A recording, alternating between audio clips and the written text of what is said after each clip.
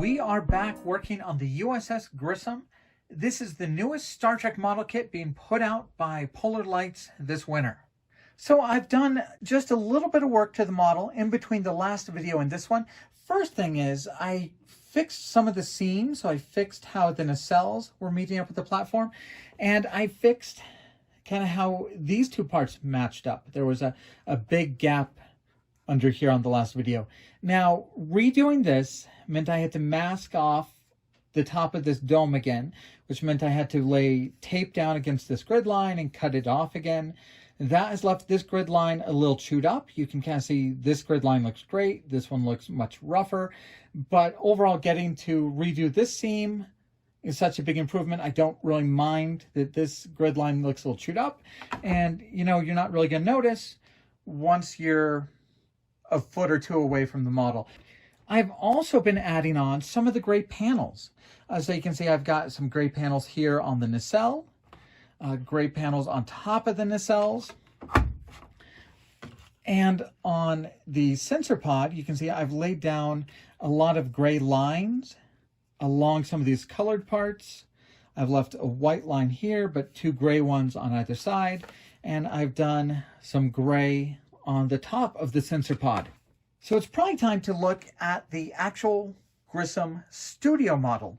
And the way they painted it is they painted the entire ship white, and then, like they do on most Star Trek models, they started layering on gray shapes and gray squares and gray panels over most of the ship to give it a very intricate, detailed look. Now, there were some parts that they did not panel at all. In particular, the saucer does not have any paneling on any of kind of these radial sections. It is all just a very even white.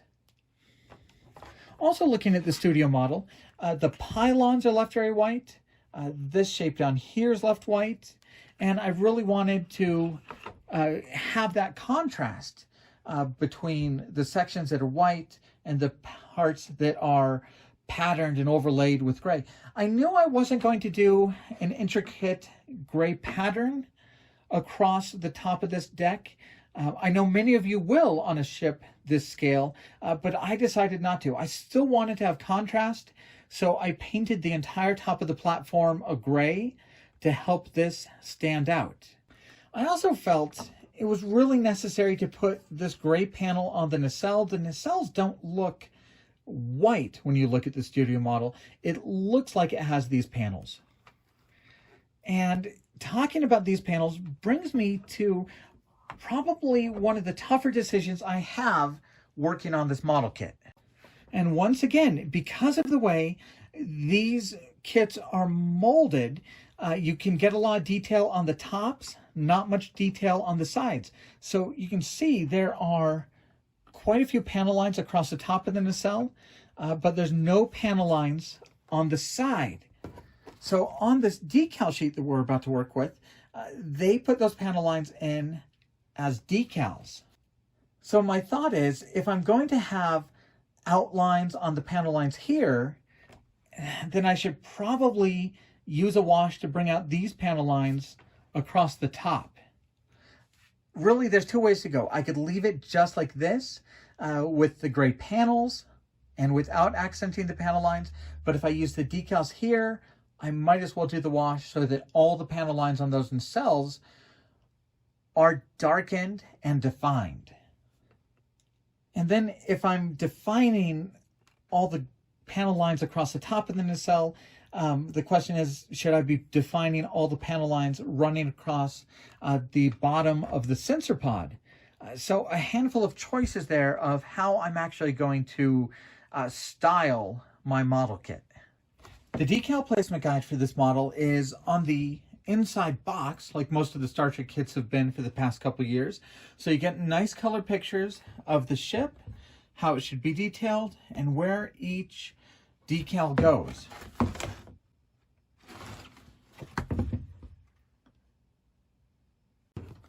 So we've already looked at these decals up here, which represent panel lines for the nacelles. But I also want to point out you get quite a few different registries and names, so you can make this ship one out of several, either the Grissom featured in Star Trek 3 or any of the variations shown on Star Trek The Next Generation or Deep Space Nine. And there's a couple alternate decals depending on whether or not you're doing the Grissom or one from The Next Generation. Like this pennant that goes on the very bottom of the ship. It has a white border if it's a Next Generation ship, or just a red border if it's the Grissom. You get a lot of the profile markings. These go up and down the sides of the pylons and across the front lip of the platform. You get a couple transporter emitter decals. These go on the top of the platform. But not too many really small, tiny decals. Looks like we get a couple airlocks, a couple markings that will go, I believe, around some of the impulse engine features or warp core features. But really not a ton of those tiny red dots that some of the Star Trek kits have. So these decals should go easily. They shouldn't have too many problems. And we're going to start off with these panel line decals.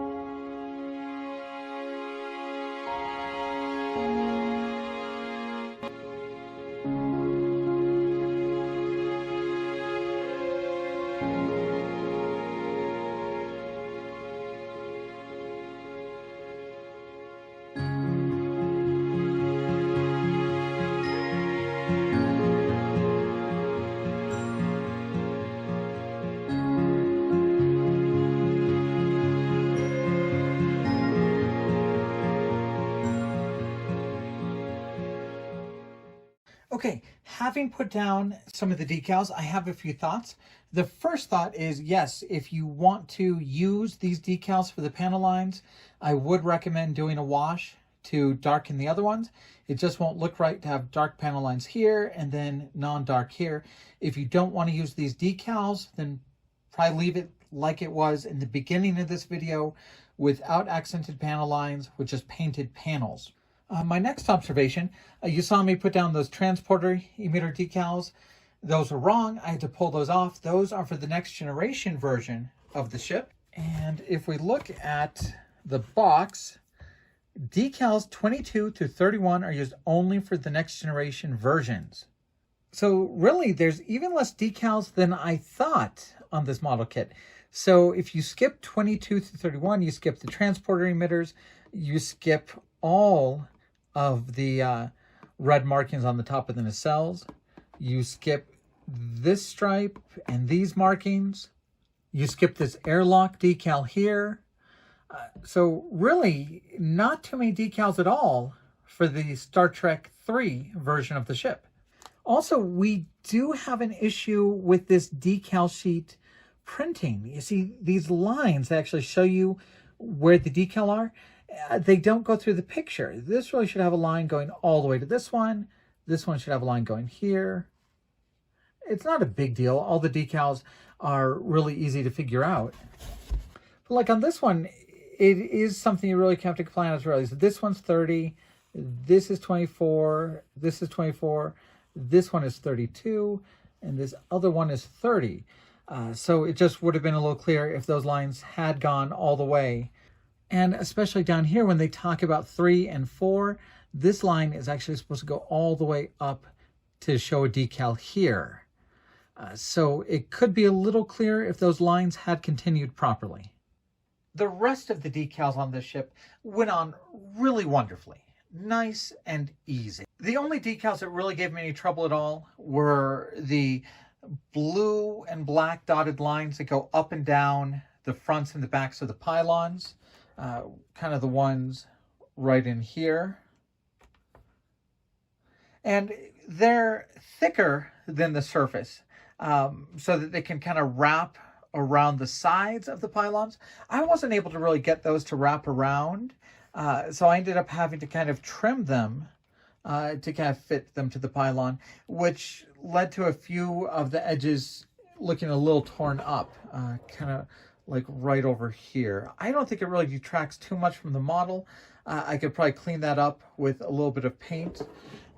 But that's the only place I had trouble with the decals. I really can't say enough about this model and how easy it was to light it. If you watched my build videos, I didn't have to mask off all these windows individually. I painted the entire thing, masked off the entire top dome, and sprayed the paint. So super easy to light. This was really simple lighting in the kit, just LEDs, and I really think it looks just fantastic. So we've got, of course, the windows on top, the windows on bottom, and you can see we have all of these little navigation lights and the green and red anti-collision lights. You have the lights on bottom, the ones on the bow and the stern, and you even have these ones that hang on the bottom of the platform.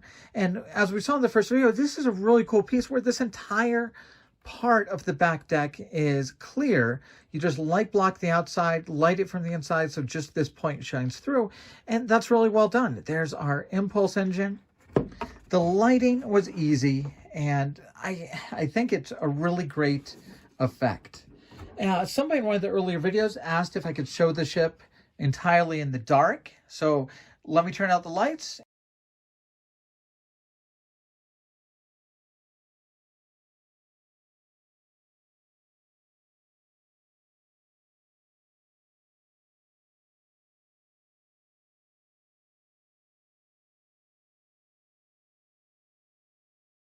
I can't really think of any part on this build where I had to struggle with anything. I can't think of any problems I ran into.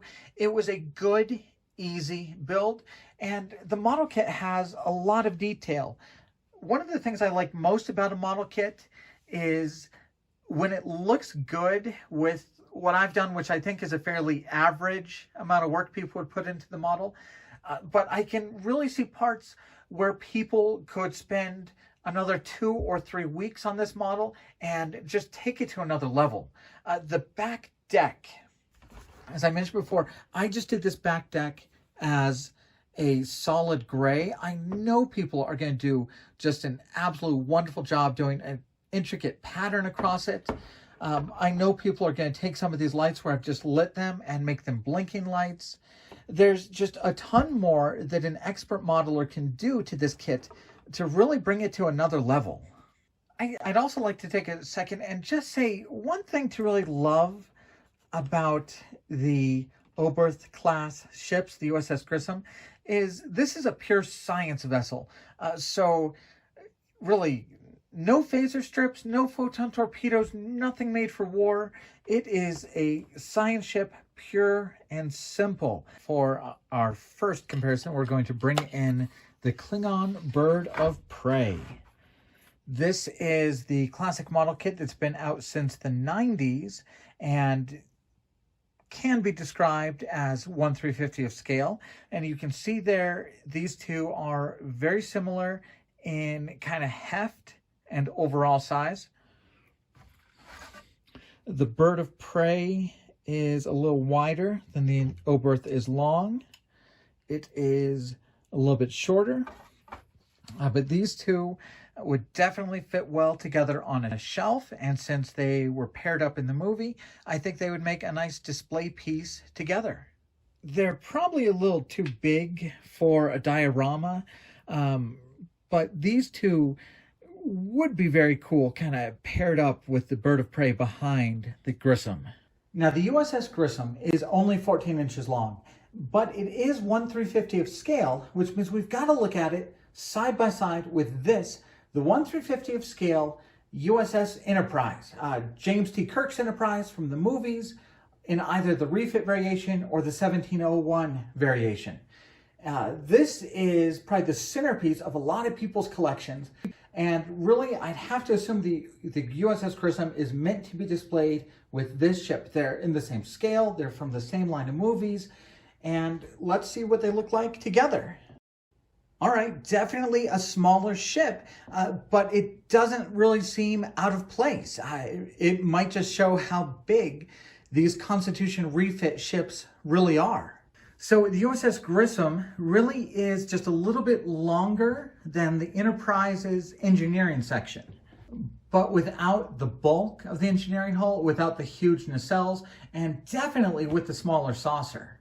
But absolutely, these two look like they come out of the same universe. Now, as with a lot of different sci-fi ships, we kind of have to just go with the scale they give us. Sometimes the details don't match up quite the same. Like if we compare the number of windows around the bridge of the Enterprise versus the windows over what would be the bridge on the Grissom, you can see considerable differences there. And some pretty big size differences between the two shuttle bays. This being a shuttle from the 350th scale kit, you can see there's really no way that's going to be fitting into a shuttle bay on the Grissom. But what does make sense for the Grissom are these little work bees that come in the USS Enterprise refit kit. So these are just kind of one-man kind of work pods. So you can see the little work bees fit into those little cargo holds and shuttle bays pretty well. And here's a shot of three of the ships from Star Trek III, the Enterprise, the Grissom, and the Klingon Bird of Prey. All right, and just for kicks, let's take a look at the ship with the last time the Grissom was released in a commercial kit. This is 1/1000 scale versus the 350 scale we're doing here, so much smaller. And on this one, you really had to rely on wallpaper decals to provide much of the detail. On this new release, you're going to be painting and detailing it yourself, so just a much better experience. And if you're a fan of science vessels, here's the USS Grissom with the last brand new tooling from round 2, which was the 1/1000 scale USS Voyager. So you can kind of see how those two would look together. Both of these kits that have been put out by round 2 recently, the new toolings they do have just been absolutely fantastic. My overall final impression of this model kit is really, this is what a model kit should be in 2022. It is a good scale. The decals give you tons of options to build it as different ships. It's a fun experience getting to paint it, getting to detail it. It looks good if you're just going to spray paint the parts white and then decal it. It's going to look so much better if you take the time to do all the intricate panels. It's going to look good whether you light it or not, but it's very easy to be lit. It's just a well done modern kit. I think that if you like the USS Grissom, I think that if you're looking for something to sit next to the big refit on your shelves, or if you're just looking for a new Star Trek model kit you haven't done a dozen times before, this is going to be a good model to get. So a big thanks to Polar Lights and Round 2 for letting me take a look at this model kit before it hits shelves. It should be releasing any week now. And a big thanks to all of you following the videos on this channel. We really appreciate it. Remember, the only goal here is to really show you guys the models, to help you guys get a good idea of what you're going to do on your model builds, and to kind of see what the model kit is like, good and bad. So thank you guys very much for watching. We'll be back soon.